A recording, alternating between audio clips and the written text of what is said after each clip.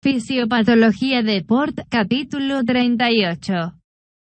Empecemos. Estructura y función de los riñones. Estructura macroscópica y ubicación. Suministro sanguíneo renal. Nefrona. Glomérulo. Componentes tubulares de la nefrona. Formación de la orina. Filtración glomerular. Reabsorción y secreción tubular. Regulación de la concentración de orina. Regulación del flujo sanguíneo renal. Mecanismos de control neural y giumarral. Mecanismos de autorregulación. Efecto del incremento de proteínas y carga de glucosa. Funciones de eliminación de los riñones. Depuración renal. Regulación de la eliminación de sodio y potasio. Regulación de pH. Eliminación de iones orgánicos dependiente del pH. Eliminación de ácido úrico. Eliminación de urea. Eliminación de fármacos. Funciones renales endocrinas. Mecanismo renina-angiotensina-aldosterona. Eritropoyetina. Vitamina D. Acción de los diuréticos. Diuréticos que bloquean la reabsorción de sodio. Diuréticos osmóticos. Pruebas de función renal. Pruebas urinarias. Velocidad de filtración glomerular. Pruebas sanguíneas. Creatinina sérica. Nitrógeno ureico en sangre. Cistoscopia. Ecografía. Estudios radiológicos y otros estudios de imágenes. Los riñones son órganos extraordinarios. Cada uno es más pequeño que el puño de una mano, pero en un solo día, los dos órganos procesan alrededor del 22% al 25% del gasto cardíaco, es decir, 100 ml/min 2. Como parte de sus funciones, los riñones filtran sustancias fisiológicamente esenciales, como iones de sodio, Na, y potasio, Ka, de la sangre y reabsorben de forma selectiva las sustancias que son necesarias para mantener la composición normal de los líquidos corporales internos. Las sustancias que no son necesarias o de las que hay un exceso, pasan a la orina. Para regular el volumen y la composición de los líquidos corporales, los riñones realizan funciones excretoras y endocrinas. El mecanismo renina-angiotensina participa en la regulación de la presión arterial y el mantenimiento del volumen sanguíneo circulante, y la eritropoyetina estimula la producción de eritrocitos 2. En este capítulo, el análisis se centra en la estructura y función de los riñones y las pruebas de función renal. Estructura y función de los riñones. Después de terminar esta sección del capítulo, el lector será capaz de cumplir con los siguientes objetivos. Explicar por qué el riñón recibe un porcentaje tan grande del gasto cardíaco y describir los mecanismos para la regulación del flujo sanguíneo renal. Describir la estructura y función del glomérulo y los componentes tubulares de la nefrona en términos de regulación de la composición del compartimiento de líquido extracelular. Describir cómo el riñón produce orina concentrada o diluida. Estructura macroscópica y ubicación. Los riñones son un par de órganos en forma de frijol que se encuentran afuera de la cavidad peritoneal en la parte posterior del abdomen superior, uno a cada lado de la columna vertebral a nivel de las vértebras 12ª torácica y 3ª lumbar. Figura 38a1. En condiciones normales, el riñón derecho se sitúa más abajo que el izquierdo, al parecer debido a la posición del hígado. En el adulto, cada riñón mide alrededor de 10 centímetros a 12 centímetros de largo, 5 centímetros a 6 centímetros de ancho y 2,5 centímetros de profundidad, y pesa entre 113 g y 170 g1. El borde medial del riñón está indentado por una fisura profunda llamada ilio. Es ahí por donde los vasos sanguíneos y los nervios entran al riñón y salen de él. El uréter, que conecta los riñones con la vejiga, también entra al riñón en el ilio 2. Figura 38a1. Riñones, uréteres y vejiga. El riñón derecho suele estar más abajo que el izquierdo. El riñón es una estructura multilobular compuesta entre 8 y 18 lóbulos 2.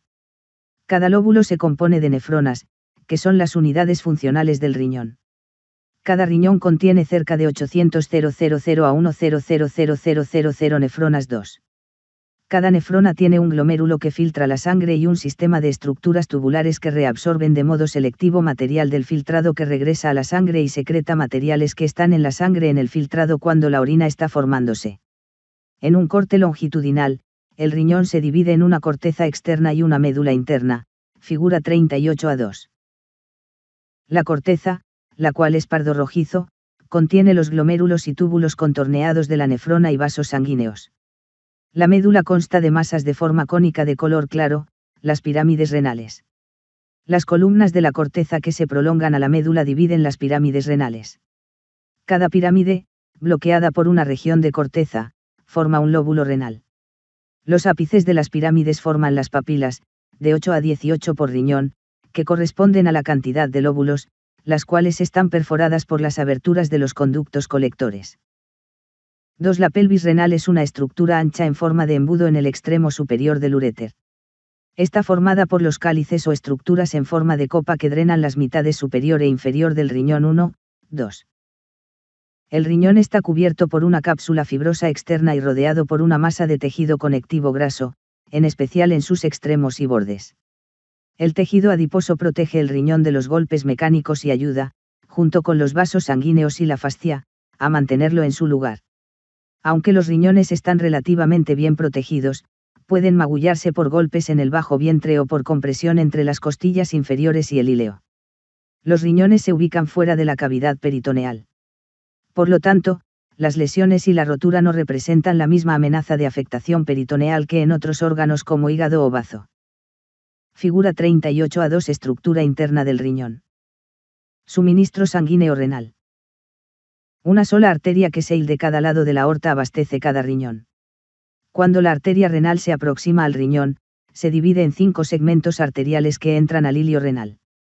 En el riñón, cada segmento de arteria se ramifica en varias arterias lobulares que nutren las partes superior, media e inferior del riñón 2. Las arterias lobulares vuelven a subdividirse para formar las arterias interlobulares en el nivel de la unión corticomedular, figura 38A3.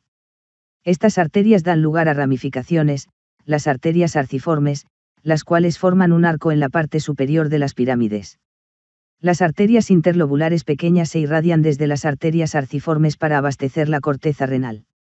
Las arteriolas aferentes que nutren los glomérulos surgen de las arterias intralobulares 3. Casi todo el flujo sanguíneo para los riñones pasa a través de la corteza, pero menos de 10% se dirige a la médula y solo aproximadamente 1% va a las papilas 2. En condiciones de poca perfusión o mayor estimulación del sistema nervioso simpático, el flujo sanguíneo se redistribuye lejos de la corteza hacia la médula. Esta redistribución de flujo sanguíneo reduce la filtración glomerular mientras mantiene la capacidad renal para concentrar orina, un factor importante durante padecimientos como el shock. Nefrona. Cada riñón está compuesto por más de 1 millón de unidades funcionales pequeñísimas, muy bien organizadas, llamadas nefronas, figura 38-4A, 2. El riñón no tiene la capacidad para regenerar las nefronas. Por lo tanto, con la edad, hay un decremento generalizado en el funcionamiento de las nefronas 2. En efecto, los adultos tienden a perder alrededor de 10% de sus nefronas cada década a partir de los 40 años de edad 2. Cada nefrona consiste en un glomérulo, un túbulo contorneado proximal, un asa de Henle, un túbulo contorneado distal y un conducto colector. La sangre se filtra en el glomérulo. En el túbulo proximal, asa de Henle, túbulo distal y conducto colector, el agua, los electrolitos y otras sustancias necesarias para mantener la constancia del ambiente interno se reabsorben hacia el torrente sanguíneo, en tanto que otros materiales innecesarios se secretan en el filtrado tubular para su eliminación. Las nefronas pueden agruparse de manera general en 2 categorías, nefronas courticals y nefronas justamedulares. Las nefronas courticals conforman alrededor de 85% de las nefronas y se originan en la parte superficial de la corteza 2, figura 38-4b. Las nefronas courticals tienen asas de Henle cortas y gruesas que penetran poco en la médula. El restante 15% lo constituyen nefronas justamedulares 2. Estas nefronas se originan a mayor profundidad en la corteza y tienen asas de Henle más grandes y más delgadas que atraviesan por completo la médula. Las nefronas justamedulares se relacionan de modo estrecho con la concentración urinaria 2. 2 sistemas capilares nutren las nefronas, el glomérulo y la red capilar peritubular, figura 38-4A. El glomérulo es un sistema de filtración capilar de alta presión único que se localiza entre 2 arteriolas, las arteriolas aferente y eferente. Como las arteriolas son vasos de alta resistencia y el diámetro de la arteriola aferente es mayor que el de la arteriola eferente, la presión arterial en el glomérulo es en extremo alta para un lecho capilar y fuerza con facilidad líquidos y solutos para que salgan de la sangre y entren a los capilares glomerulars a lo largo de toda su longitud. 2. Los capilares peritubulares se originan en la arteriola eferente. Son vasos de baja presión que están adaptados para reabsorber más que para filtrar. 2. Estos capilares rodean todas las partes de los túbulos, una organización que permite el movimiento rápido de solutos y agua entre el líquido en el lumen y la sangre en los capilares. En la parte más profunda de la corteza renal, las arteriolas eferentes que nutren los glomérulos justaglomerulares también se continúan dentro de los vasos largos enrollados de pared delgada llamados vasa recta. 2. Estos vasos acompañan las largas asas de Henle en la porción renal medular para ayudar al intercambio de sustancias que fluyen hacia adentro y hacia afuera de esa parte del riñón. 2. Los capilares peritubulares se reúnen para formar los canales venosos por los que la sangre sale de los riñones y se vacía en la vena cava inferior. 2. Figura 38 a 3 riego arterial al riñón, de Rubine, Streyer D. y 10. 2012, Rubins Pazaal allí, Clinical Pathologic Foundations of Medicine, Sexta ed., p. 754. Filadelfia, PA, Lippincott Williams y Wilkins. Puntos clave. Nefronas.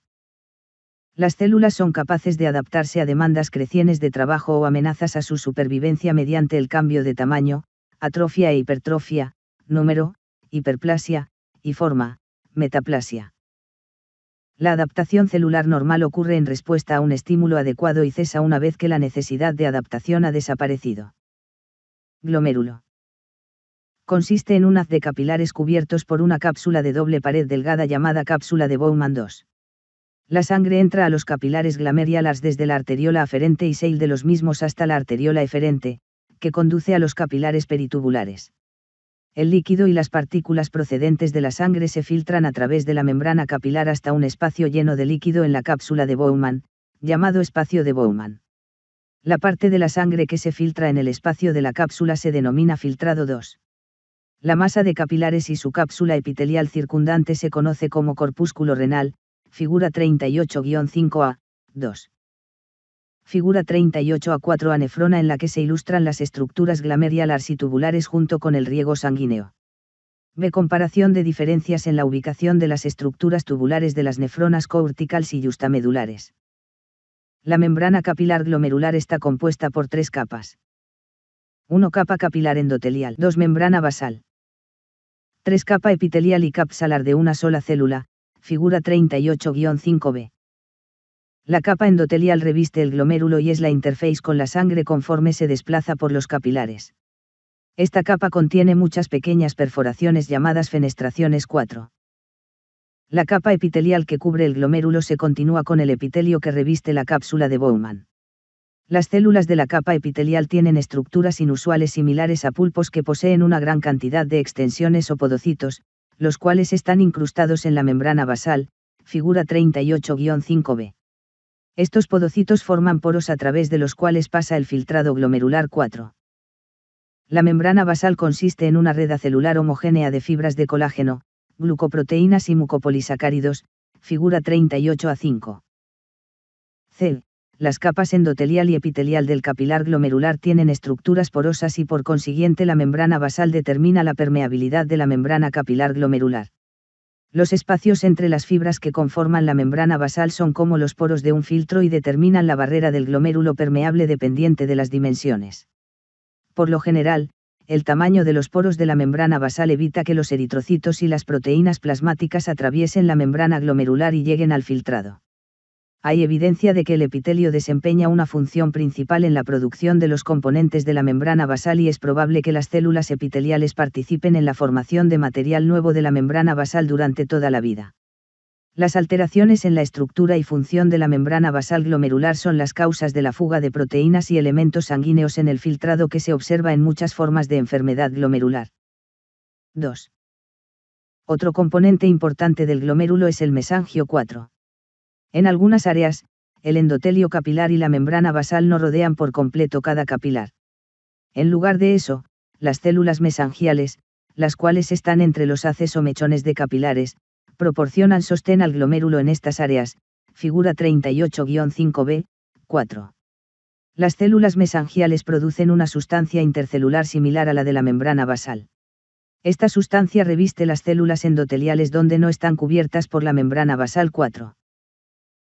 Las células mesangiales tienen propiedades fagocíticas y eliminan materiales macromoleculares que entran a los espacios intercapilares. Las células mesangiales exhiben también propiedades contráctiles en respuesta a sustancias neurohumorales y se supone que contribuyen a la regulación del flujo sanguíneo a través del glomérulo. En los glomérulos normales, el área mesangial es angosta y contiene solo una pequeña cantidad de células. La hiperplasia mesangial y una mayor matriz mesangial se presentan en algunas enfermedades glomerulars. 4. Figura 38-5 corpúsculo renal. A. Estructuras del glomérulo. B. Corte transversal de la membrana glomerular en el que se muestra la posición del endotelio, la membrana basal y los podocitos epiteliales. C. Posición de las células mesangiales en relación con las asas capilares y la cápsula de Bowman. Componentes tubulares de la nefrona. Según se estableció antes, el túbulo de la nefrona se divide en 4 segmentos. 1. Un segmento muy enrollado que se llama túbulo contorneado proximal, el cual drena la cápsula de Bowman. 2. Una estructura fina en forma de asa denominada asa de Henle. 3. Una parte distal enrollada llamada túbulo contorneado distal. 4. Un túbulo colector, el cual se une con varios túbulos para recolectar el filtrado 4. El filtrado atraviesa cada uno de estos segmentos antes de llegar a la pelvis renal. El túbulo proximal es una estructura muy enrollada que se introduce en la pelvis renal para convertirse en el extremo descendente del asa de Henle. El asa de Henle ascendente regresa a la región del corpúsculo renal, donde se transforma en el túbulo distal 4. El túbulo contorneado distal, que inicia en el complejo justaglomerular, se divide en 2 segmentos, el segmento diluido y el túbulo distal final. El túbulo distal final se fusiona con el túbulo colector. Como el túbulo distal, el túbulo colector se divide en 2 segmentos, el túbulo colector cortical y el túbulo colector medular interno 4. En todo su curso, el túbulo está compuesto por una sola capa de células epiteliales que yacen sobre una membrana basal. La estructura de las células epiteliales varía con la función tubular. Las células del túbulo proximal tienen una estructura vellosa fina que incrementa el área superficial para la reabsorción. También son ricas en mitocondrias, lo cual apoya los procesos de transporte, al igual que la capa epitelial del segmento del asa de Henle, actividad que indica actividad metabólica y función de reabsorción mínimas 4. Formación de la orina. La formación de orina implica la filtración de sangre por el glomérulo para formar un ultrafiltrado de orina y la reabsorción tubular de electrolitos y nutrientes necesarios para mantener la constancia del ambiente interno mientras se eliminan los materiales de desecho. Filtración glomerular. La formación de orina inicia con la filtración de plasma esencialmente libre de proteínas a través de los capilares glomerulars en el espacio de Bowman. El movimiento de líquido a través de los capilares glomerulars está determinado por los mismos factores, es decir, presión de filtración capilar, presión osmótica coloidal y permeabilidad capilar, que influyen en el movimiento de líquidos a través de otros capilares en el organismo 2. El filtrado glomerular tiene una composición química similar a la del plasma, pero casi no contiene proteínas porque las moléculas grandes no cruzan con facilidad la pared glomerular. Cada minuto se forman alrededor de 125 mililitros de filtrado 4. Esto se denomina velocidad de filtración glomerular, VFG. Esta varía desde unos pocos mililitros por minuto hasta tanto como 200 ml/min. El adulto promedio tiene una VFG de 125 ml/min o 180 L/día 2. La ubicación del glomérulo entre 2 arteriolas permite mantener un sistema de filtración a alta presión. La presión de filtración capilar, alrededor de 60 mm Hg, en el glomérulo es aproximadamente de 2 a 3 veces más alta que la de otros lechos capilares corporales. La presión de filtración y la VFG están reguladas por la constricción y el relajamiento de las arteriolas aferente y eferente. La constricción de la arteriola eferente incrementa tanto la resistencia al flujo de salida desde los glomérulos como la presión glomerular y la VFG. La constricción de la arteriola aferente causa una disminución del flujo de la sangre renal, la presión de filtración glomerular y la VFG2. Las arteriolas aferente y eferente están inervadas por el sistema nervioso simpático y son sensibles a hormonas vasoactivas, como angiotensina 2. Durante periodos de estimulación simpática intensa, como el shock. La constricción de la arteriola aferente produce un decremento notable del flujo de sangre renal y, por consiguiente, de la presión de filtración glomerular. Por lo tanto, el gasto urinario puede caer a casi cero. 2. Reabsorción y secreción tubular. De la cápsula de Bowman, el filtrado glomerular se desplaza hacia los segmentos tubulares de la nefrona. En su movimiento por el lumen, el transporte tubular de agua y solutos cambia de forma considerable el filtrado glomerular. El transporte tubular puede dar como resultado reabsorción de sustancias del líquido tubular a los capilares peritubulares o secreción de sustancias al líquido tubular de la sangre de los capilares peritubulares 2, figura 38a6. Los mecanismos básicos de transporte a través de la membrana celular del epitelio tubular son similares a los de otras membranas celulares en el cuerpo e incluyen mecanismos de transporte activo y pasivo. El agua y la urea se absorben pasivamente a lo largo de gradients de concentración. Los iones de sodio, Ki, cloruro, Cl, calcio, Ki, y fosfato, Po4, así como urato, glucosa y aminoácidos se reabsorbe mediante mecanismos de transporte activo primario y secundario para atravesar la membrana tubular. En condiciones normales, solo alrededor de 1 mililitro de los 125 ml de filtrado glomerular que se forma cada minuto es excretado en la orina 2. Los otros 124 mililitros se reabsorben en los túbulos. Esto significa que el gasto urinario promedio se aproxima a 60 ml/h. Las células tubulares renales tienen dos superficies membranosas a través de las cuales tienen que pasar las sustancias conforme son reabsorbidas del líquido tubular. La membrana externa que se extiende adyacente al líquido intersticial se denomina membrana vasolateral y el lado que está en contacto con el lumen y el filtrado tubular se llama membrana luminal 4.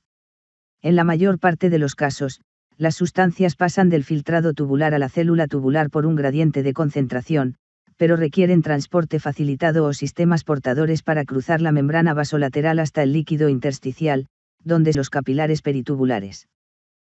La mayor parte de la energía que el riñón utiliza es para los mecanismos de transporte activo de sodio que facilitan la reabsorción de sodio y el cotransporte de otros electrolitos, y sustancias como glucosa y aminoácidos. Este se denomina transporte activo secundario o cotransporte, figura 38a7. El transporte activo secundario se basa en la bomba dependiente de energía de Na/K trifosfato de adenosina, ATPasa, en el lado vasolateral de las células renales tubulares 2. La bomba conserva una concentración baja de sodio intracelular que facilita el movimiento pendiente abajo, es decir, de una concentración más alta a una más baja, del sodio procedente del filtrado a través de la membrana luminal. El cotransporte utiliza un sistema portador en el que el movimiento pendiente abajo de una sustancia como el sodio se acopla con el movimiento pendiente arriba, es decir, de una concentración inferior a una superior, de otra sustancia, como glucosa o aminoácido. Unas cuantas sustancias, como el ion hidrógeno, H+, se secretan en el túbulo utilizando contratransporte, en el cual el movimiento de una sustancia, como el sodio, posibilita el movimiento de una segunda sustancia en la dirección opuesta 2. Figura 38a6 Reabsorción y secreción de sustancias entre los túbulos renales y los capilares peritubulares. Figura 38a7 Mecanismo de transporte secundario activo o cotransporte de glucosa y aminoácidos en el túbulo proximal.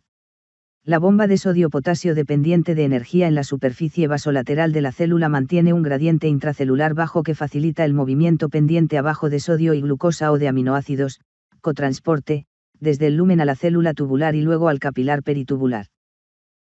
Túbulo proximal. Alrededor de 65% de todos los procesos de reabsorción y secreción que se efectúan en el sistema tubular tiene lugar en el túbulo proximal. Ahí casi se completa la reabsorción de sustancias nutritivas importantes, como glucosa, aminoácidos, lactato y vitaminas solubles en agua, figura 38a8. Entre el 65% y el 80% de los electrolitos como Na, Ki, Cl y bicarbonato, HCO3, se reabsorbe 2. Cuando estos solutos entran a las células del túbulo, su concentración en el lumen disminuye, con lo que hay un gradiente de concentración para la reabsorción osmótica de agua y urea. El túbulo proximal es muy permeable al agua y el movimiento osmótico de esta es tan rápido que la diferencia de concentración de solutos en cada lado de la membrana raras veces es más de unos pocos miliosmoles. 2. Muchas sustancias, como la glucosa, se filtran libremente en el glomérulo y son reabsorbidas por mecanismos portadores de cotransporte dependiente de energía. La cantidad máxima de sustancia que estos sistemas de transporte pueden reabsorber por unidad de tiempo se llama transporte máximo. El transporte máximo se relaciona con la cantidad de proteínas que están disponibles para transportarse y suele ser suficiente asegurar que toda la sustancia filtrada como la glucosa se absorba, en lugar de eliminarse por la orina. La concentración plasmática a la que la sustancia aparece en la orina se llama umbral renal. En ciertas circunstancias, la cantidad de sustancia filtrada en el glomérulo excede el transporte máximo. Por ejemplo, cuando la concentración de glucosa en sangre es alta en la diabetes mellitus sin control, la cantidad que se filtra en el glomérulo a menudo excede el transporte máximo, alrededor de 320 mg/min, y la glucosa se vierte en la orina. 2. Además de reabsorber solutos y agua, las células del túbulo proximal también secretan cationes y anaíons orgánicos en el filtrado urinario, figuras 38a6 y 38a8. Muchos de estos cationes y anaíons orgánicos son productos finales del metabolismo, por ejemplo, urato y oxalato, que circulan en el plasma. El túbulo proximal también secreta compuestos orgánicos exógenos, como penicilina, ácido acetilsalicílico y morfina. Muchos de estos compuestos se unen a proteínas plasmáticas y no se filtran con libertad en el glomérulo. Por lo tanto, la excreción por filtración simple solo elimina una pequeña parte de estas sustancias con potencial tóxico para el cuerpo. 2. Figura 38a8 sitios de reabsorción de agua peritubular H. Segundo, glucosa, aminoácidos, NAI, sodio, Cl, cloruro, HCO3, bicarbonato, Ki, potasio, Ki, calcio, y Mgi, magnesio, y secreción de ácidos y bases orgánicos, Hi, hidrógeno, y Ki. El ASA-DNL. El ASA desempeña una función importante en el control de la concentración de la orina. Lo hace creando una alta concentración de partículas con actividad osmótica en el intersticio que rodea los túbulos colectores medulares, donde la hormona antidiurética, HAD, ejerce sus efectos. El ASA-DNL se divide en 3 segmentos: el segmento descendente delgado, el segmento ascendente delgado y el segmento ascendente grueso. El ASA-DNL, tomada como un todo, siempre reabsorbe más sodio y cloruro que agua. Esto contrasta con el túbulo proximal, el cual reabsorbe sodio y agua en proporciones iguales. La rama descendente delgada es muy permeable al agua y moderadamente permeable a urea, sodio y otros iones. Conforme el filtrado urinario pasa por la rama descendente, agua sale del filtrado en el intersticio circundante. Por consiguiente, la osmolalidad del filtrado alcanza su punto más alto en el codo del ASA-DNL. En contraste con la rama descendente, la rama ascendente del ASA-DNL es impermeable al agua. 2. En este segmento, se reabsorben los solutos, pero el agua no puede seguir y permanece en el filtrado. Como resultado, el filtrado tubular se vuelve más y más diluido, a menudo alcanza una osmolalidad de 100 mol/kg de H2. O conforme entra al túbulo contorneado distal, en comparación con los 285 mol/kg de H. Segundo en el plasma. 2. Esto posibilita la excreción de agua libre del cuerpo. Por esta razón, con frecuencia se le llama segmento diluido. 2. El segmento grueso del ASA-DNL inicia en la rama ascendente donde las células epiteliales engrosan. Como sucede con la rama ascendente, este segmento es impermeable al agua. El segmento grueso contiene un sistema de cotransporte 4 de NAI/Ki/2Cl, figura 38a9. Este sistema implica el cotransporte de un ion de NAI con carga positiva y un ion de Ki con carga positiva, acompañados de 2 iones Cl con carga negativa. El gradiente para la operación de este sistema de cotransporte lo proporciona la bomba AT pasa de NAI/Ki vasolateral, la cual mantiene una concentración baja de sodio intracelular. Alrededor del 20% al 25% de la carga filtrada de sodio, potasio y cloruro se reabsorbe en la parte gruesa del ASA-DNL. El movimiento de estos iones hacia afuera del túbulo conduce a la formación de un potencial de transmembrana que favorece la reabsorción pasiva de cationes divalentes pequeños, como calcio y magnesio 4. La rama ascendente gruesa del asa de Henle es el lugar de los poderosos diuréticos de asa, por ejemplo, furosemida, que ejerce su acción al inhibir los cotransportadores de Na. Más barra K y barra 2Cl. Figura 38A9. Reabsorción de sodio, cloruro y potasio en el segmento grueso del asa de Henle. Túbulos distales y colectores. Como el asa de Henle ascendente gruesa, el túbulo contorneado distal es relativamente impermeable al agua y la reabsorción de cloruro de sodio de este segmento diluye aún más el líquido tubular. La reabsorción de sodio tiene lugar a través de un mecanismo de cotransporte de Na/Cl. Aproximadamente 5% de cloruro de sodio filtrado se reabsorbe en esta sección del túbulo. En contraste con la sección gruesa ascendente del asa de Henle, ni Ki, ni Mgi se absorben de forma pasiva en este segmento del túbulo. En lugar de eso, los iones de Ki se reabsorben de modo activo en un proceso que está regulado en gran medida por la hormona paratiroidea y, tal vez, por la vitamina D. Los diuréticos tiacídicos actúan inhibiendo la reabsorción de cloruro de sodio en este segmento de los túbulos renales. El túbulo distal final y el túbulo courtical colector son el sitio donde la aldosterona actúa sobre la reabsorción de sodio y la secreción y eliminación de potasio. Si bien, da cuenta solo del 2% al 5% de la reabsorción de cloruro de sodio, este lugar es el principal encargado de determinar la concentración final de sodio en la orina. 2. El túbulo distal final y el túbulo courtical colector son también el principal sitio donde se regula el potasio que el riñón excreta. Cuando el cuerpo se enfrenta a un exceso de potasio, como en una dieta con alto contenido de este ion, la cantidad de potasio que se secreta en este lugar puede exceder la cantidad que se filtra en el glomérulo. El mecanismo de la reabsorción de sodio y secreción de potasio en esta sección de la nefrona es diferente de los otros dos segmentos tubulares. Este segmento tubular se compone de dos tipos de células, las células intercaladas, en las que se reabsorbe potasio y se excreta hidrógeno, y las células principales, donde la aldosterona actúa. 4. La secreción de iones de HI en el líquido tubular por las células intercaladas se acompaña de la reabsorción de iones de HCO3.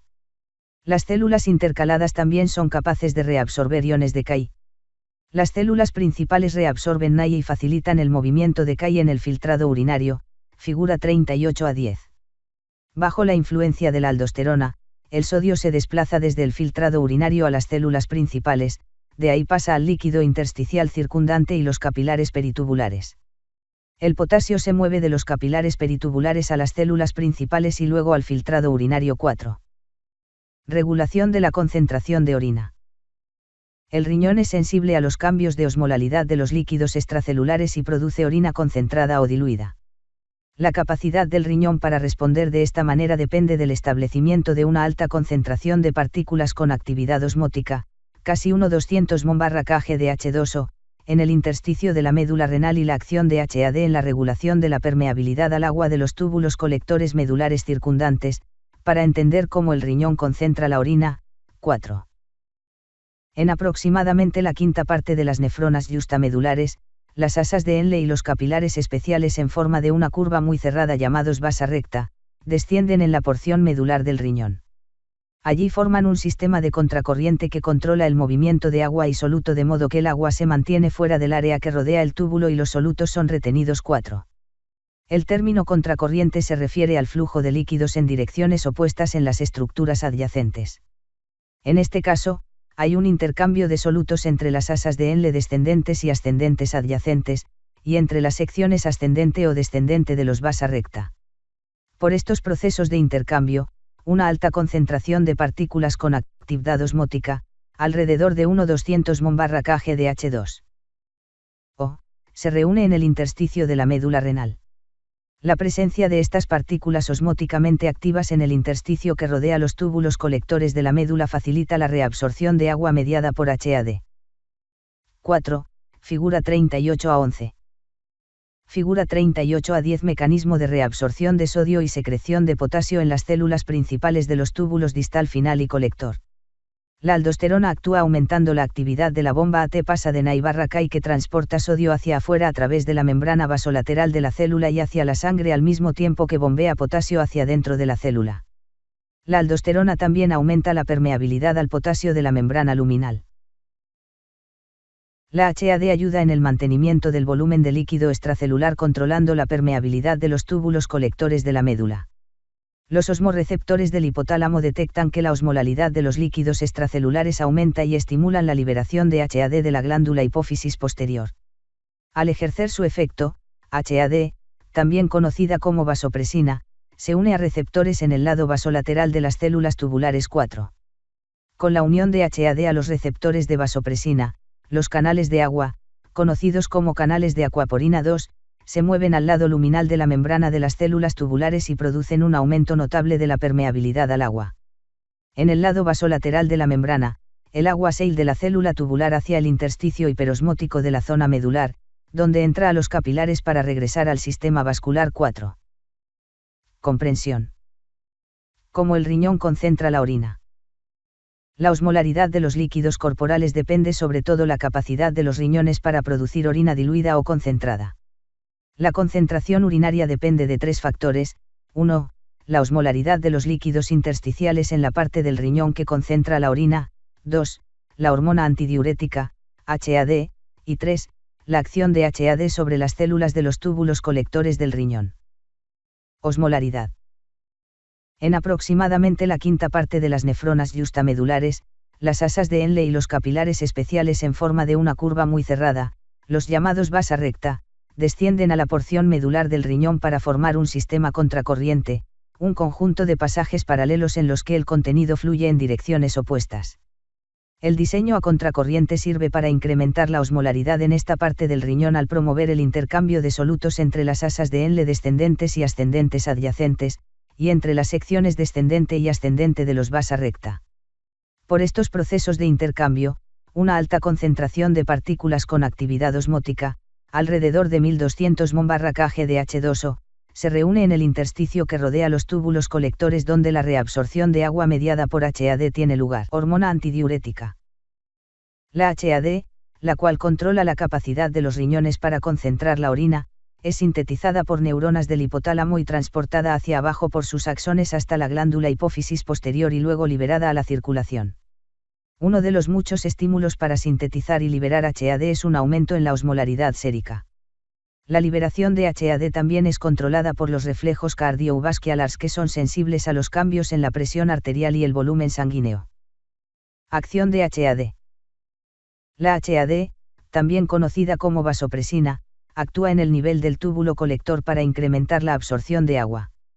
Ejerce su acción al unirse a receptores de vasopresina en la membrana tubular vasolateral de la célula tubular. La unión de HAD a los receptores de vasopresina hace que los canales de agua, canales de acuaporina 2, se desplacen al lado luminal de la membrana celular, la cual normalmente es impermeable al agua. La inserción de los canales posibilita que el agua de los líquidos tubulares pase a la célula tubular y luego salga hacia el líquido intersticial hiperosmótico circundante en el lado vasolateral de la célula y, desde ahí, se desplaza a los capilares peritubulares para regresar al sistema circulatorio. Entonces, cuando HAD está presente, el agua que se mueve desde la sangre hacia el filtrado urinario en los glomérulos regresa al sistema circulatorio y cuando la HAD está ausente, el agua se excreta en la orina. Regulación del flujo sanguíneo renal. En el adulto, los riñones son perfundidos con 1,000 ml a 1,300 ml de sangre por minuto, es decir, del 20% al 25% del gasto cardíaco.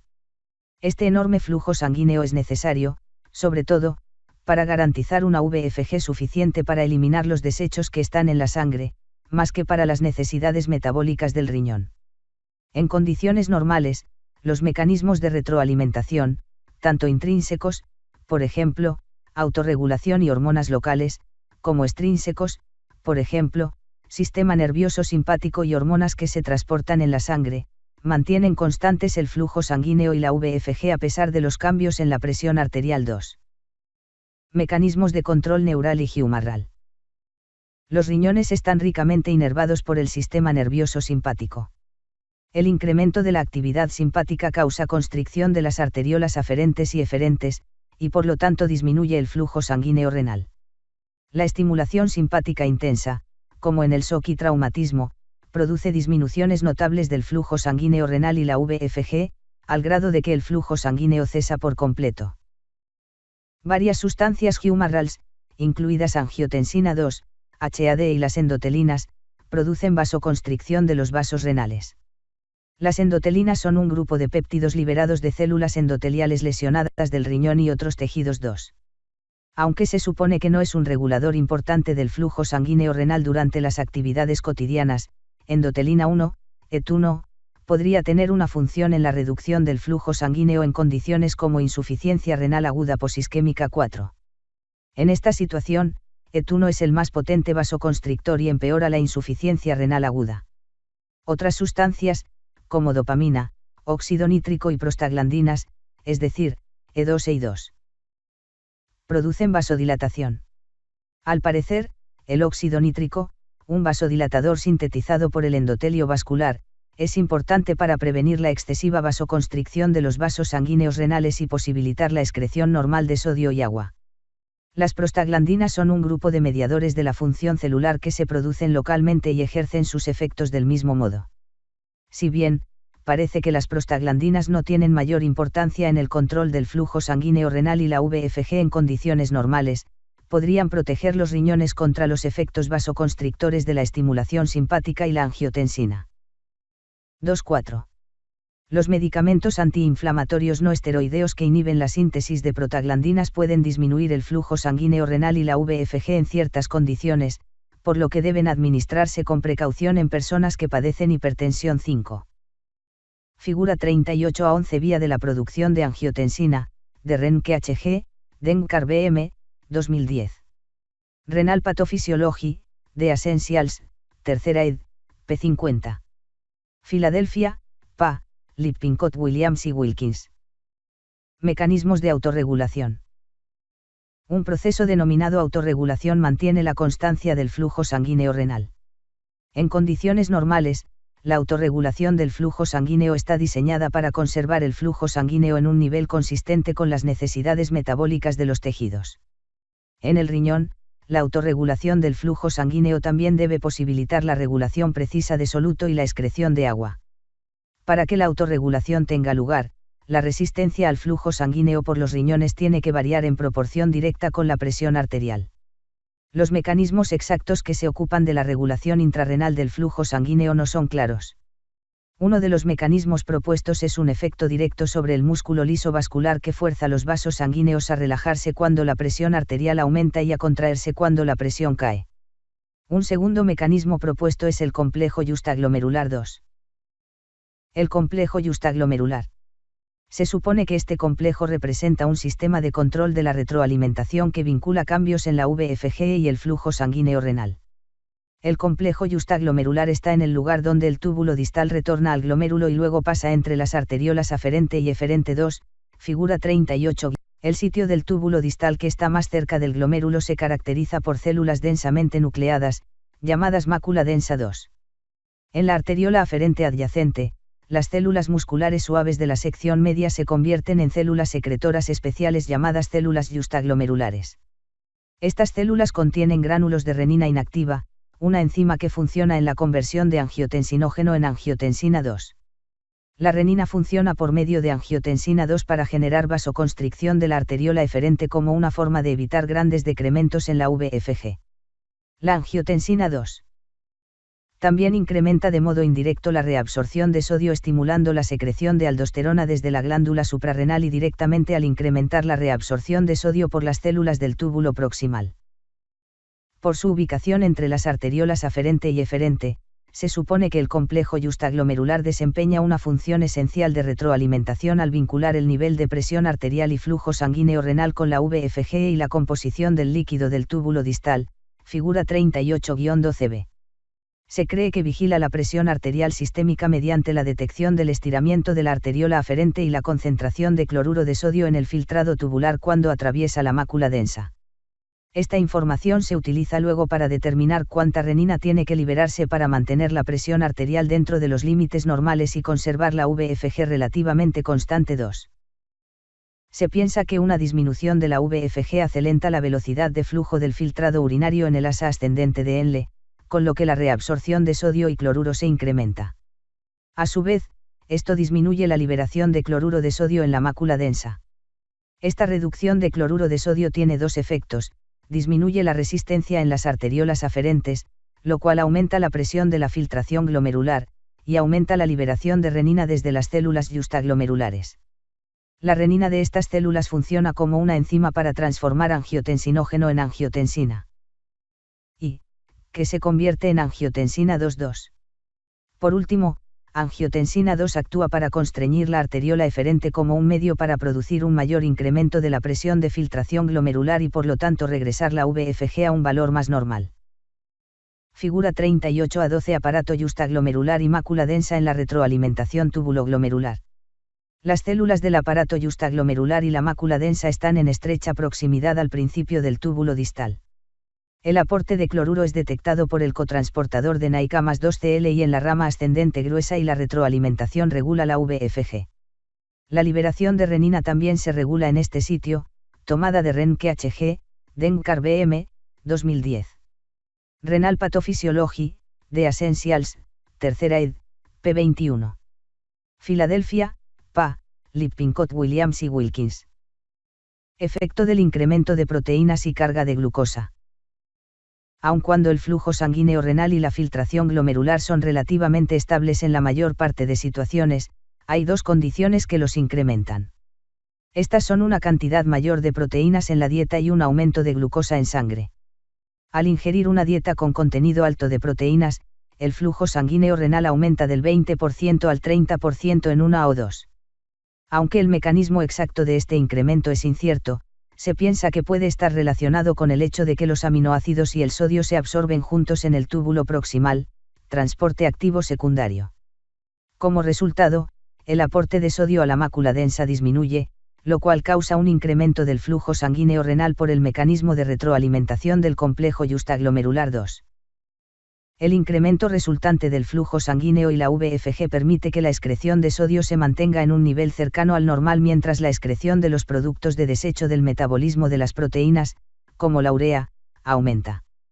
Se supone que el mismo mecanismo explica los enormes aumentos del flujo sanguíneo renal y la VFG que se observan con altas concentraciones de glucosa en sangre en personas con diabetes mellitus descontrolada. Funciones de eliminación de los riñones. Las funciones de los riñones se enfocan en eliminar agua, productos de desecho, exceso de electrolitos y sustancias indeseables que se encuentran en la sangre. 2. Depuración renal. Es el volumen de plasma que se depura por completo cada minuto de cualquier sustancia que encuentre su camino en la orina. Está determinado por la capacidad de la sustancia para ser filtrada en los glomérulos y la de los túbulos renales para reabsorber o secretar la sustancia. Cada sustancia tiene su tasa de depuración específica, cuyas unidades son siempre volumen de plasma por unidad de tiempo. Se determina midiendo la cantidad de sustancia que es excretada por la orina, es decir, concentración de orina gasto urinario en mililitros por minuto, y dividiéndola entre la concentración en plasma 6.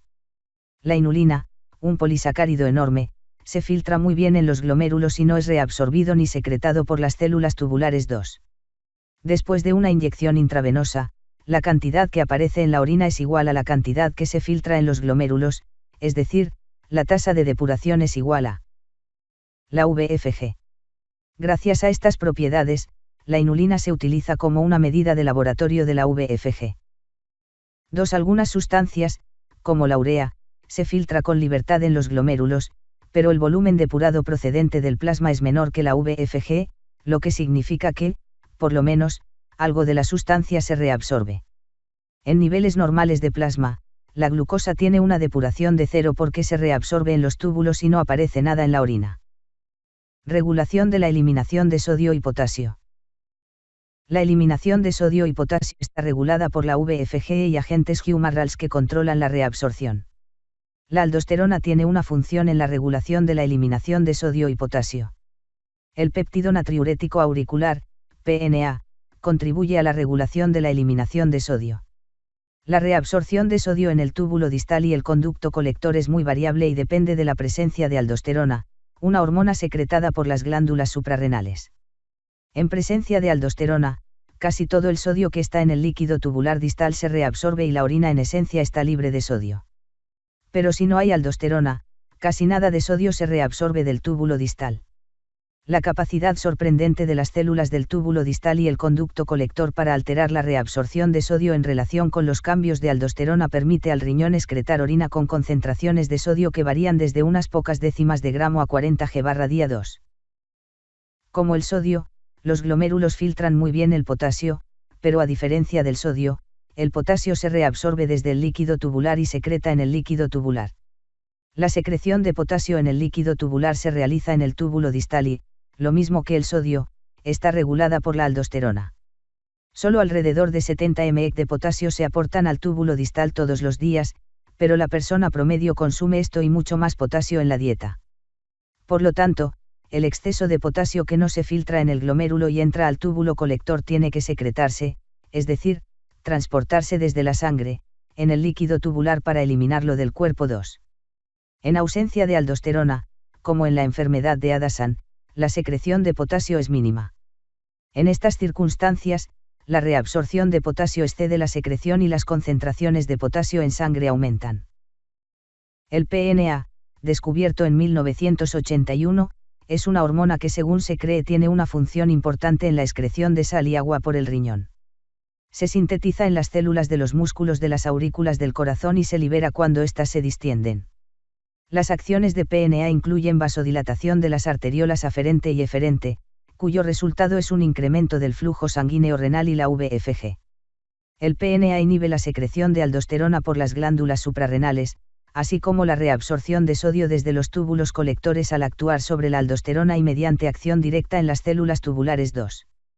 El PNA también inhibe la liberación de HAD desde la glándula hipófisis posterior, con lo que la excreción renal de agua aumenta. El PNA también posee propiedades vasodilatadoras. Es incierto si estos efectos son suficientes para producir cambios a largo plazo en la presión arterial. Regulación de pH. Los riñones regulan el pH corporal conservando la base bicarbonato y eliminando iones de hidrógeno, HI.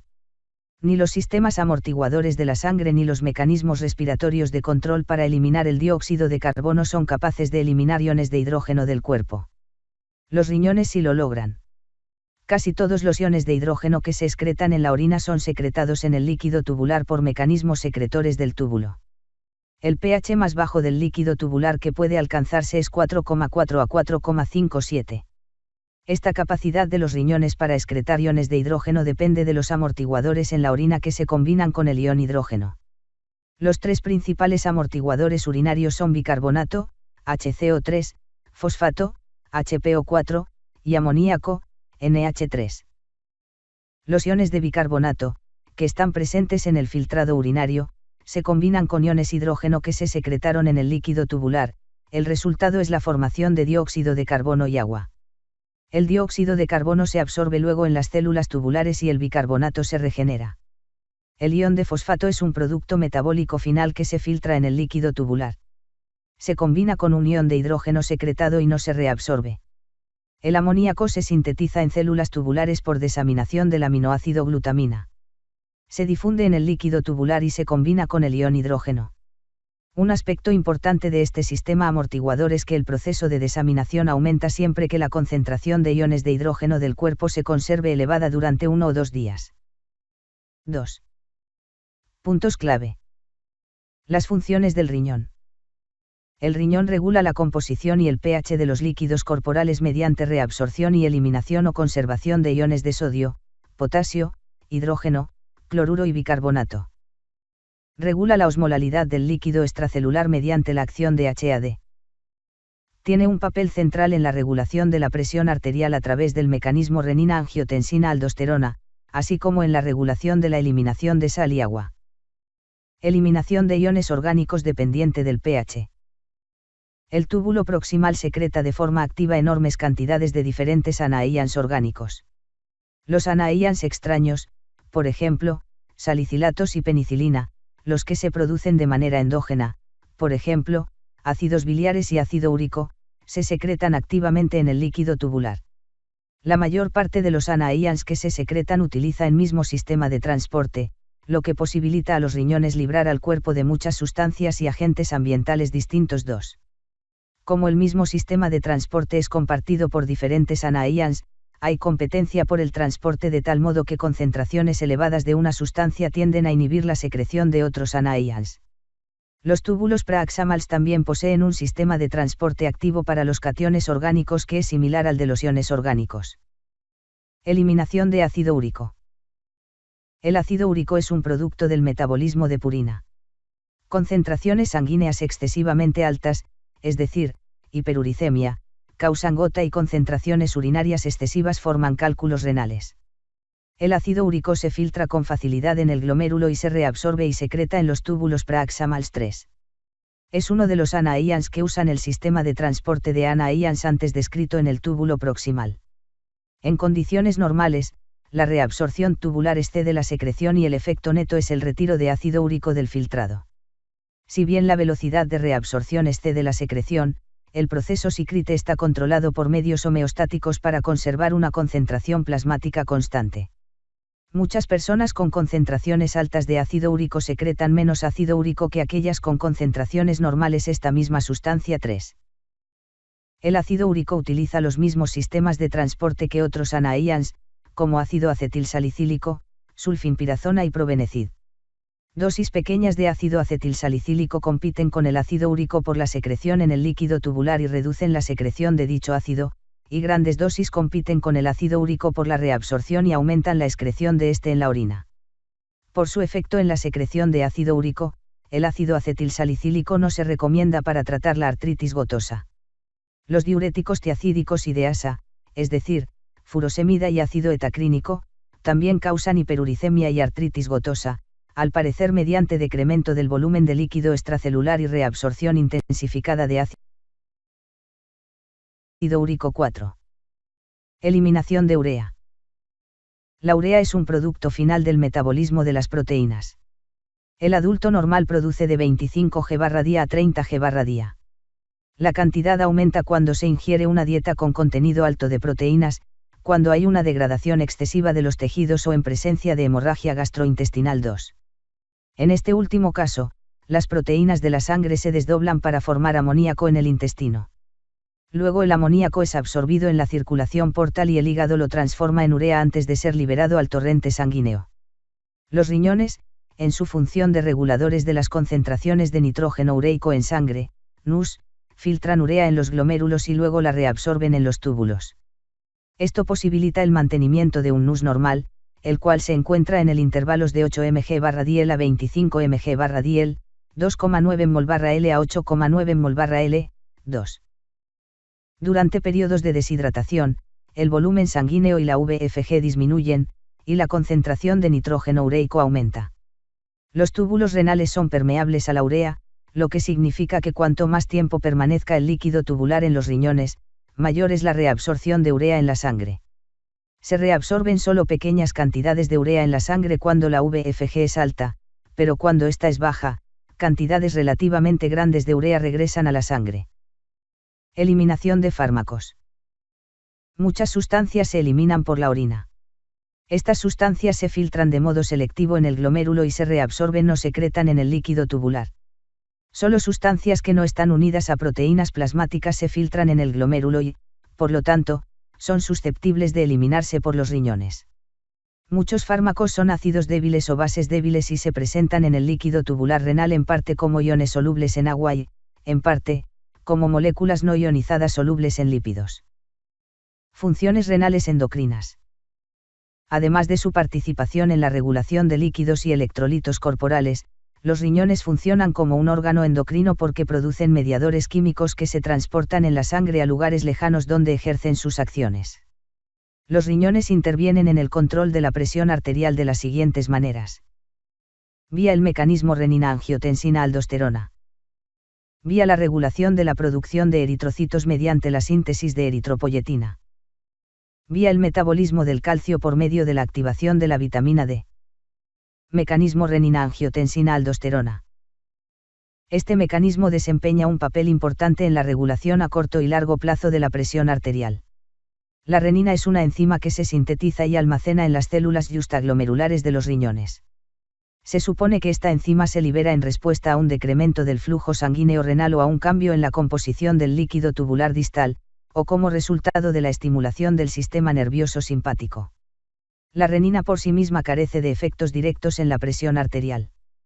Más bien, actúa de forma enzimática para transformar una proteína que circula en el plasma, llamada angiotensinógeno, en angiotensina y esta, que posee pocas propiedades vasoconstrictoras, sale de los riñones e ingresa a la circulación.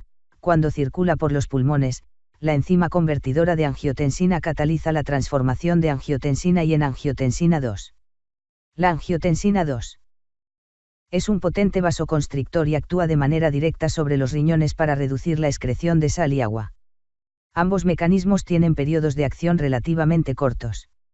La angiotensina 2 también estimula la secreción de aldosterona por las glándulas suprarrenales. La aldosterona actúa en el túbulo distal para aumentar la reabsorción de sodio y ejerce un efecto más prolongado en el mantenimiento de la presión arterial.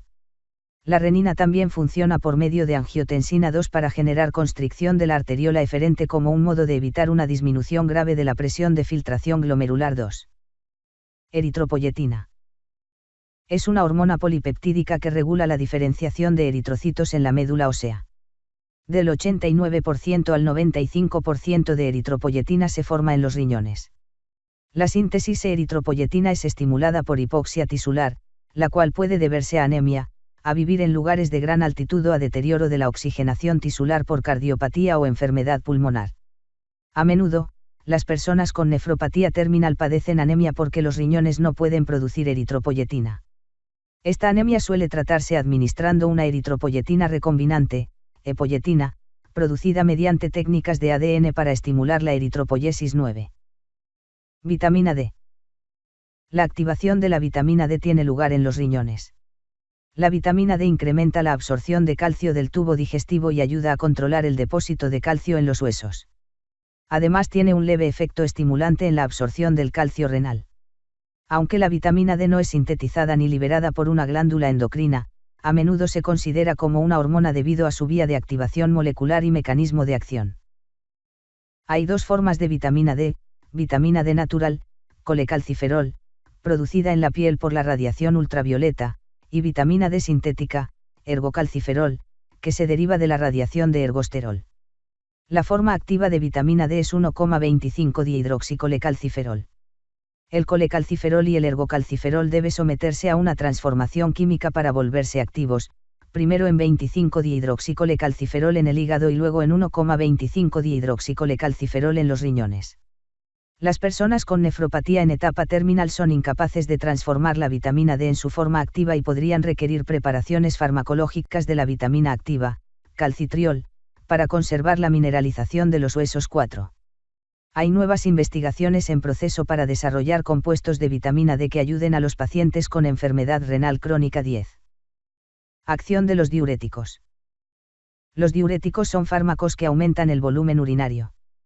Muchos diuréticos de ASA, diuréticos tiacídicos y diuréticos ahorradores de potasio, actúan bloqueando la reabsorción del sodio en los túbulos renales. Otros ejercen efectos osmóticos que impiden la reabsorción de agua en las partes permeables al agua de la nefrona 8. Diuréticos que bloquean la reabsorción de sodio. La mayor parte de los diuréticos comparte el mismo mecanismo de acción, bloqueo de la reabsorción de sodio y cloruro. Al inhibir la reabsorción de estos solutos, los diuréticos generan un gradiente de presión osmótico dentro de la nefrona, el cual impide la reabsorción pasiva de agua. Por consiguiente, la acción de los diuréticos es retener agua y sodio en la nefrona, lo que promueve la excreción de ambos. El incremento del flujo de orina que un diurético causa está relacionado con la cantidad de reabsorción de sodio y cloruro que inhibe.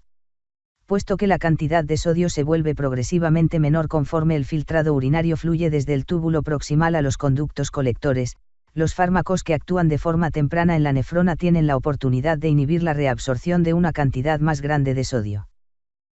Alrededor del 65% de sodio que se filtra en los glomérulos renales se reabsorbe en el túbulo proximal, el 20% se reabsorbe en la rama ascendente gruesa del asa de Henle, el 10% en el túbulo contorneado distal inicial y del 2% al 5% en los túbulos colectores courtical y distal final. Figura 38 a 13, 4. Los llamados diuréticos de ASA actúan en la rama ascendente gruesa del asa de Henle. Por su sitio de acción, estos son los diuréticos más efectivos disponibles. Estas sustancias inhiben el sistema de transporte acoplado NAI/K/2Cl en el lado luminal de la rama ascendente del asa de Henle, figura 38-10. Al inhibir este sistema de transporte, reducen la reabsorción de cloruro de sodio y potasio, e incrementan la eliminación de calcio y magnesio 8. El consumo prolongado produce una gran pérdida de magnesio en algunas personas. Como el calcio se reabsorbe activamente en el túbulo contorneado distal, los diuréticos de asa no suelen causar hipocalcemia. Los diuréticos de asa también aumentan la retención de ácido úrico y deterioran la tolerancia a la glucosa. Figura 38-13 Sitios tubulares de acción de los diuréticos y porcentaje de reabsorción de sodio. La acción de los diuréticos tiacídicos es inhibir la reabsorción de cloruro de sodio en la primera porción del túbulo contorneado distal. Debido a su lugar de acción, los diuréticos de tiacida son menos efectivos que los de asa en términos de la diuresis resultante. Los diuréticos tiacídicos producen mayores pérdidas de potasio en la orina, retención de ácido úrico y algunos deterioran la tolerancia a la glucosa. En contraste con la situación en el asa de Henle, donde los diuréticos de asa inhiben la reabsorción de calcio, los diuréticos tiacídicos en realidad intensifican la reabsorción de calcio en el túbulo contorneado distal.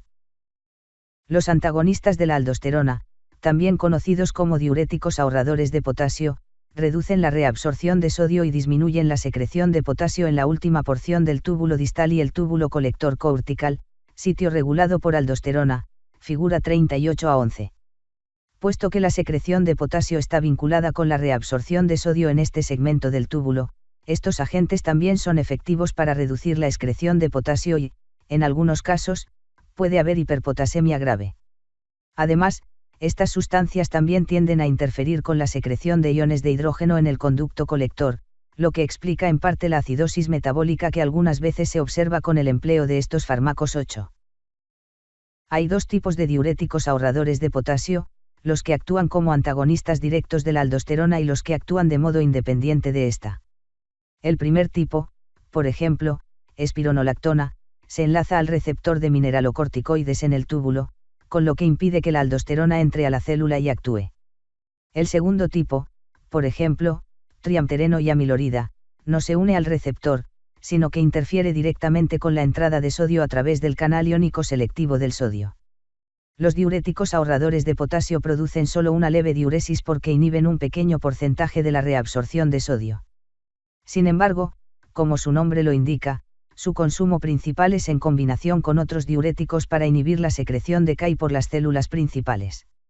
Estos diuréticos también podrían usarse durante estados de exceso de mineralocorticoides, por ejemplo, aldosterona, 8.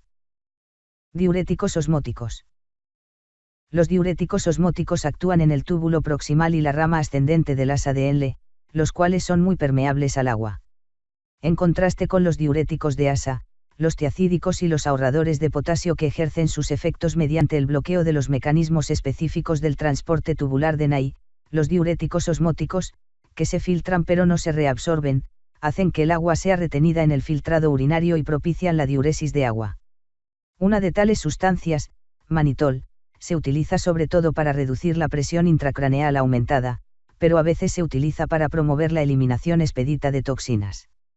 Como no se absorbe, el manitol tiene que administrarse por vía parenteral para que actúe como diurético. Su administración oral causa diarrea osmótica 8. En resumen, los riñones realizan funciones excretoras y endocrinas. En el proceso de excretar desechos, los riñones filtran la sangre y luego reabsorben de manera selectiva los materiales que son necesarios para mantener un ambiente interno estable. Los riñones libran al cuerpo de desechos metabólicos, regulan el volumen de líquidos, controlan la concentración de electrolitos, ayudan a mantener el equilibrio ácido-básico, contribuyen a la regulación de la presión arterial mediante el mecanismo renina-angiotensina-aldosterona y controlan el volumen del líquido extracelular, regulan la producción de eritrocitos por medio de la eritropoyetina y ayudan en el metabolismo del calcio al activar la vitamina D. La nefrona es la unidad funcional del riñón. Se compone de glomérulos, los cuales filtran la sangre, y un componente tubular, donde los electrolitos y otras sustancias necesarias para mantener la constancia del ambiente interno se reabsorben para regresar al torrente sanguíneo, en tanto que los materiales innecesarios se secretan en el filtrado tubular para su eliminación. La concentración de la orina se realiza en los túbulos colectores bajo la influencia de HAD. La HAD conserva el volumen extracelular mediante el retorno del agua al compartimiento vascular y la producción de orina concentrada al eliminar el agua del filtrado tubular. La VFG es la cantidad de filtrado que se forma cada minuto cuando la sangre se mueve a través de los glomérulos. Está regulada por la presión arterial y el flujo sanguíneo en los riñones que funcionan con normalidad. Se supone que el complejo justaglomerular representa un sistema de control de retroalimentación que vincula los cambios en la VFG con el flujo sanguíneo renal. La depuración renal es el volumen de plasma que se limpia por completo cada minuto de cualquier sustancia que encuentre su camino por la orina. Está determinada por la capacidad de la sustancia para filtrarse en los glomérulos y la capacidad de los túbulos renales para reabsorber o secretar la sustancia. Los diuréticos son fármacos que incrementan el volumen urinario. Muchos fármacos diuréticos, DHA, tiacídicos y ahorradores de potasio, ejercen su efecto bloqueando la reabsorción de sodio en lugares específicos de los túbulos renales. Otros tienen efectos osmóticos que impiden que el agua se reabsorba en las partes permeables al agua de la nefrona. La efectividad de un diurético se relaciona con el lugar donde actúa. Con base en esto, diuréticos como los DHA que actúan en la rama ascendente gruesa del asa de Henle, donde se realiza alrededor del 20% de la reabsorción de sodio, son los que producen la mayor diuresis.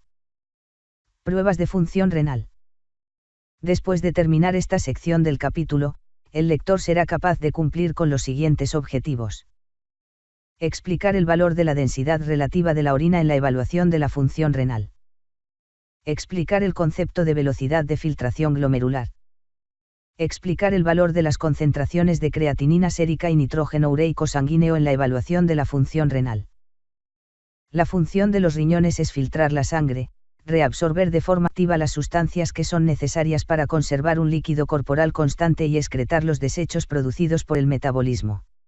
La composición de la orina y la sangre provee información valiosa acerca de si la función renal es adecuada. Las pruebas radiológicas, la endoscopia y las biopsias renales son medios para observar las estructuras macroscópicas y microscópicas de los riñones y el sistema urinario. Pruebas urinarias. La orina es un líquido transparente, color ámbar que consiste en alrededor del 95% de agua y el 5% de sólidos disueltos. Por lo regular, los riñones producen a diario casi 1,5 L de orina. La orina normal contiene desechos metabólicos y pocas o ninguna proteínas plasmáticas, elementos formes de la sangre o moléculas de glucosa. Las pruebas urinarias se efectúan con una sola muestra de orina o una muestra de orina de 12. Las muestras de la primera orina de la mañana son útiles para determinar en términos cualitativos proteínas y la densidad relativa. Una muestra fresca es la más confiable. Las muestras de orina que tienen más tiempo pueden contener elementos formes de la sangre lisados, cilindros desintegrados y bacterias que se multiplican con rapidez 6. En la tabla 38A1 se presentan los valores de un análisis urinario para una orina normal. Los cilindros son hongos del lumen de la nefrona distal. Una sustancia similar a un gel, llamada mucoproteína de Taursfall, que se forma en el epitelio tubular, es el principal constituyente proteínico de los cilindros urinarios 4. Los cilindros compuestos por este gel, pero sin células, se denominan cilindros hialinos. Estos cilindros se forman cuando la concentración de proteínas en la orina es alta, como en el síndrome nefrótico, la osmolalidad urinaria es alta o el pH de la orina es bajo. La inclusión de gránulos o células en la matriz del gel de proteína causa la formación de otros tipos de cilindros 4. Proteinuria es la excreción excesiva de proteínas en la orina. Debido a la barrera de filtración capilar glomerular, una persona saludable excreta por la orina menos de 150 mg/L de proteínas cada 12. Las pruebas urinarias para proteinuria se utilizan para detectar filtración anómala de albúmina en los glomérulos o defectos en la reabsorción en los túbulos renales. Se utilizan unas tiras reactivas para proteínas como prueba de detección rápida de proteínas en la orina. Una vez que la presencia de proteinuria se detecta, a menudo se requiere una prueba de orina de 12 para cuantificar la cantidad de proteínas que está presente 6. La albúmina, que es la más pequeña de las proteínas plasmáticas, se filtra con más facilidad que las globulinas u otras proteínas plasmáticas. Por consiguiente, tiende a haber microalbuminuria mucho antes que la proteinuria sea evidente. Hay una tira reactiva comercial para detectar microalbuminuria. Sin embargo, el método con la tira reactiva para microalbuminuria solo indica un aumento de la albúmina urinaria que está por abajo de los valores detectables de la prueba de proteinuria estándar. No especifica la cantidad de albúmina que se encuentra en la orina. Por lo tanto, la recolección de orina de 12 es el método estándar para detectar microalbuminuria. Una excreción de albúmina 30 mg/día es anómala. 6. La densidad relativa de la orina varía con la concentración de solutos. Este valor constituye un índice valioso del estado de hidratación y de la capacidad funcional de los riñones. Los riñones saludables producen orina concentrada con una densidad relativa de 1,030 a 1,040.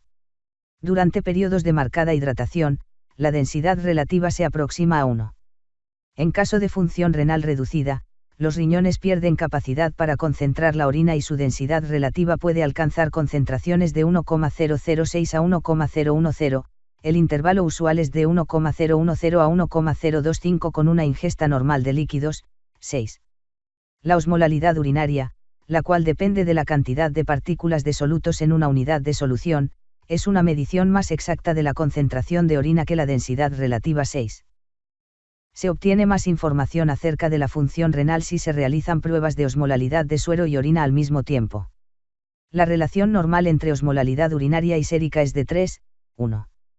Una relación orina-suero alta se observa en orina concentrada. En caso de capacidad de concentración deficiente, la relación es baja. Velocidad de filtración glomerular.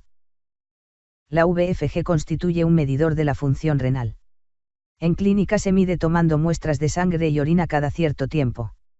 La creatinina, un producto del metabolismo de la creatina en los músculos, se filtra en los riñones pero no se reabsorbe en el túbulo renal. La concentración de creatinina en sangre y orina se utiliza para medir la VFG. La tasa de depuración o eliminación de creatinina es la cantidad que los riñones eliminan completamente en un min. La fórmula se expresa como D igual a V/P, en donde D es la tasa de depuración, ml/min, U es la concentración de la orina, mg/dl, V es el volumen de orina excretado, ml/min o 12, y P es la concentración del plasma, mg/dl. 6. El depuración de creatinina normal es 115 ml/min a 125 ml/min. 6. Este valor se corrige por área de superficie corporal, lo cual refleja la masa muscular donde el metabolismo de la creatinina se efectúa. La prueba puede hacerse cada 12 y la sangre se extrae cuando la colección de orina se completa. En otro método se toman 2 muestras de orina de una y una muestra de sangre entre ellas. Pruebas sanguíneas. Las pruebas de sangre brindan información valiosa acerca de la capacidad de los riñones para eliminar de la sangre desechos que el metabolismo produce y mantener una composición normal de electrolitos y pH de la sangre. Los valores sanguíneos normales se listan en la tabla 38A2. La concentración sérica de potasio, fosfato, nitrógeno ureico y creatinina aumenta en la insuficiencia renal. 2. El pH y la concentración de calcio y bicarbonatos séricos disminuyen en la insuficiencia renal. Creatinina sérica. La concentración de creatinina sérica refleja la VFG.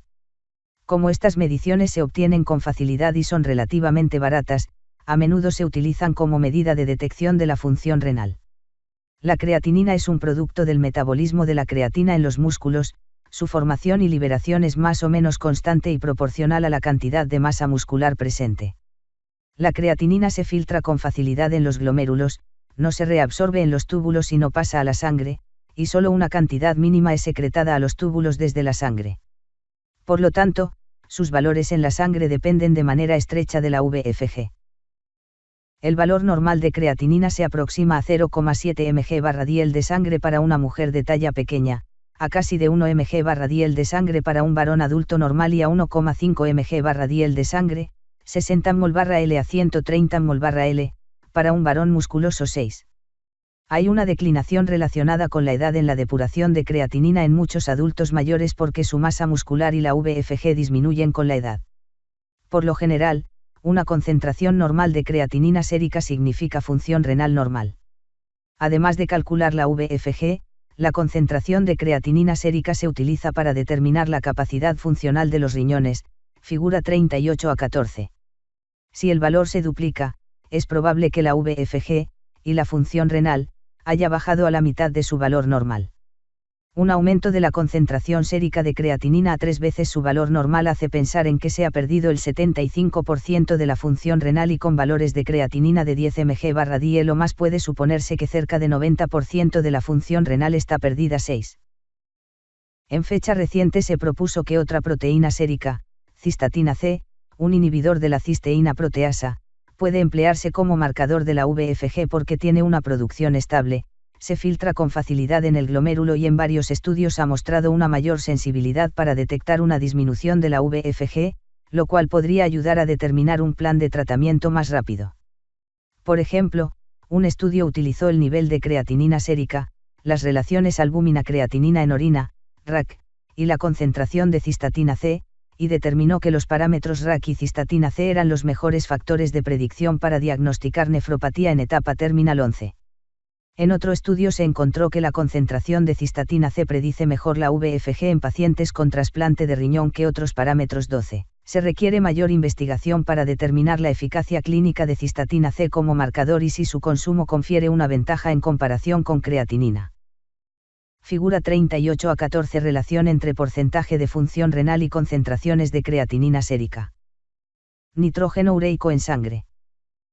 La urea se forma en el hígado como subproducto del metabolismo de las proteínas y se elimina por completo a través de los riñones.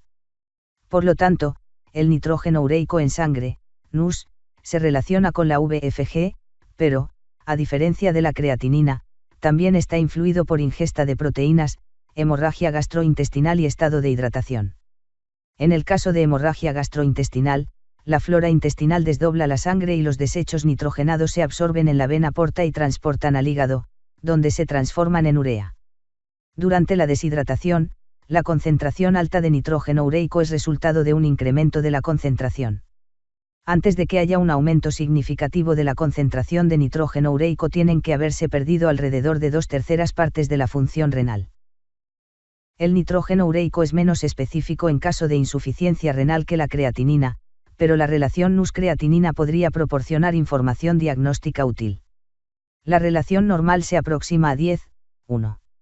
Relaciones mayores de 15:1 representan afecciones prerrenales, como insuficiencia cardíaca congestiva y hemorragia del tubo digestivo superior, que producen un aumento de NUS, pero no de creatinina.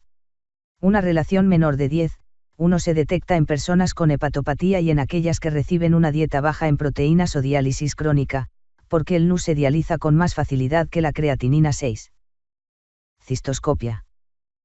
Esta técnica constituye un medio para la visualización directa de la uretra, la vejiga y orificios del ureterales.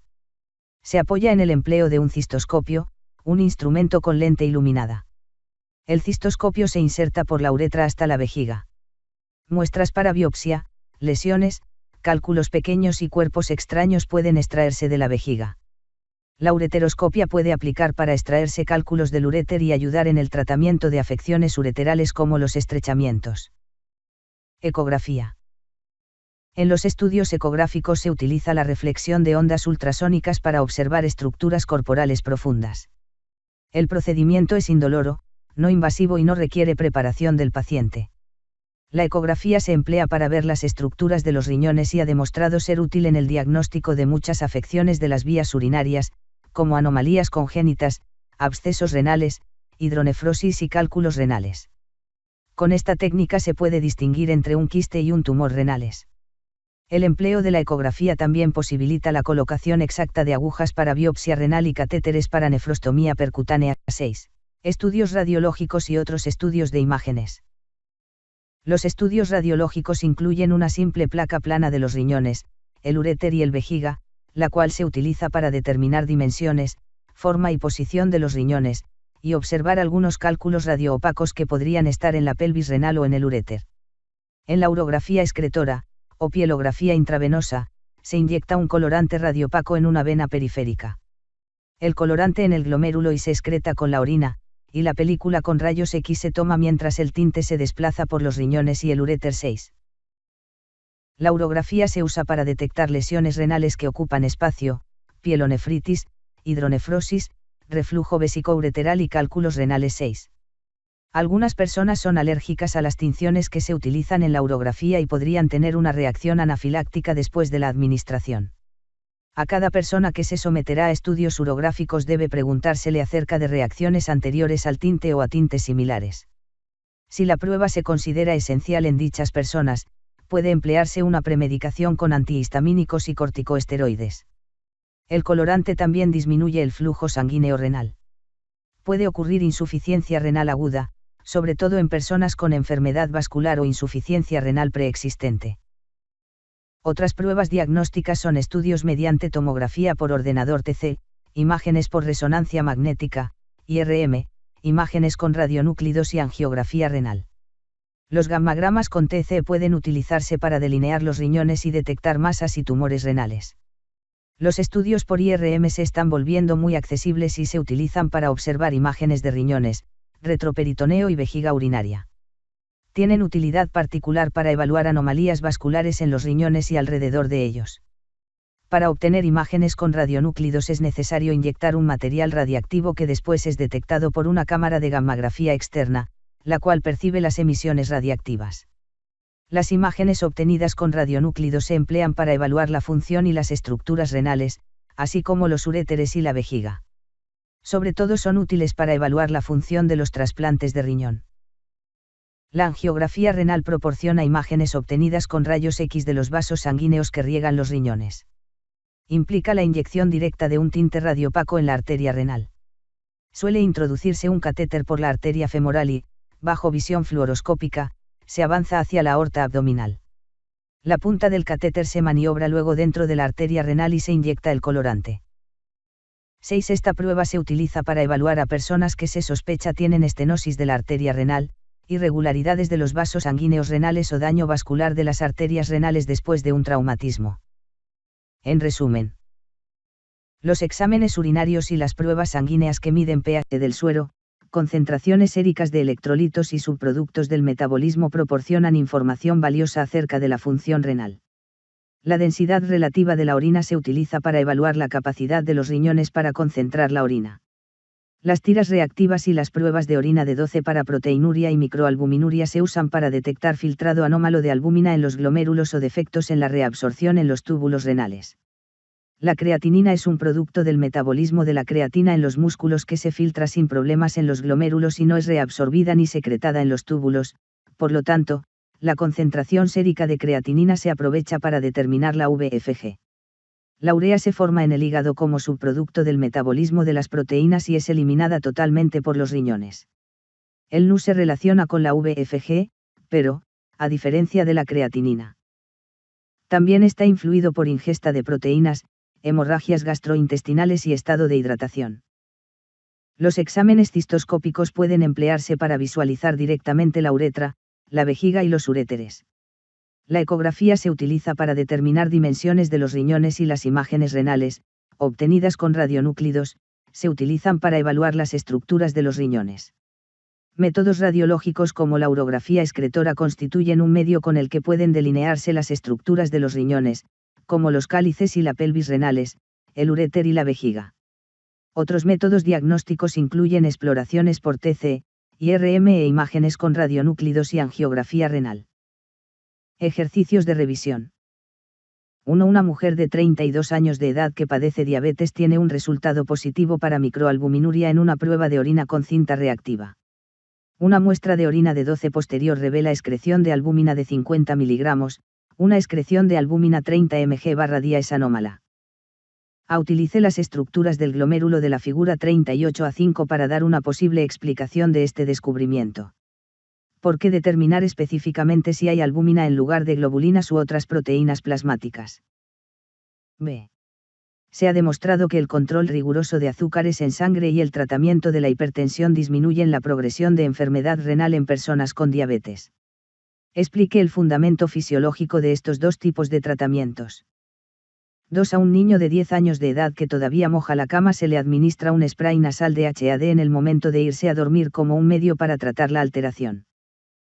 Explique el fundamento de usar HAD para tratar el problema de orinarse en la cama. 3. En un varón de 54 años de edad, que acudió a su médico para tratarse la presión arterial alta, Se detectó creatinina sérica de 2,5 y nitrógeno ureico de 30. Se queja de que ha estado orinando con más frecuencia de la usual y su muestra de la primera orina de la mañana muestra orina diluida con densidad relativa de 1,0. A explique el aumento de la creatinina sérica en términos de la función renal. B. Explique la incapacidad de las personas con insuficiencia renal temprana para producir orina concentrada, como lo evidencia la necesidad de orinar con más frecuencia y la baja densidad relativa de la muestra de la primera orina de la mañana. 4. Una mujer de 60 años de edad con diagnóstico de hipertensión está en tratamiento con un diurético tiacídico. ¿A qué efecto del diurético cabe esperar en la mujer con base en el porcentaje de sodio que llega al sitio donde el diurético ejerce su acción? B. ¿Qué tipo de efectos son de esperar en términos de pérdidas renales de potasio y calcio?